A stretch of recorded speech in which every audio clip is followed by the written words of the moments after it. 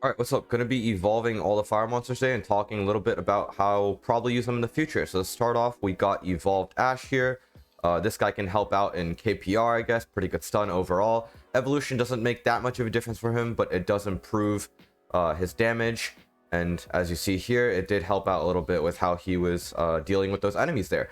All right, next up, we got evolution for Pyro. Pyro is, again, not too much of a difference for him. He's still a pretty mediocre DPS unit. I would say he can't really be used as a carry even after he is evolved.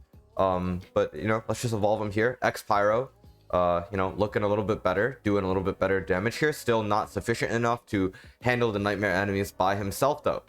Next up, you got evolved Flamey into Mr. Flamey. I believe he receives the most damage multiplier out of all the evolution units here. It's like 166.7 multiplier, I believe.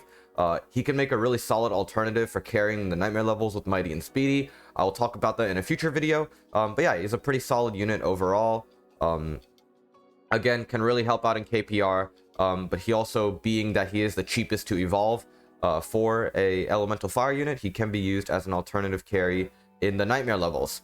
All right, next up, you got evolution Jack here. Jack, again, benefits a lot from damage. He becomes a solid damage unit, but as I talked about in the mid-tier evolution video, which I'll link down below, really doesn't serve that much of a purpose, because by the time you get Skellington, you'll probably have access to mythics anyways, or better DPS units. Let's see how they take care of the boss here. I believe it'll be one shot from either Skellington or Flamey here. Both doing really solid damage, especially with that super high Hellhound buff. Shaman invulnerability, going to be stopping a lot of stuff here. Maybe lose this level. This guy has quite a bit of range though, so might be good, probably not be good. Oh yeah, that's gonna be your your four sort of more DPS centric evolutions. These are just gonna be your units that would normally be looked at as pure DPS units. Maybe Dust can act as a stun, but otherwise these guys are going to be not evolved very frequently for the end game purposes, right? However, an evolution you are going to see more frequently in the end game is going to be Ifrit, right? Evolves Hellhound just skyrockets Hellhound into by far the best special unit because he does receive such a massive damage bonus, allowing him to do really solid secondary damage, especially when placed in the front row, right?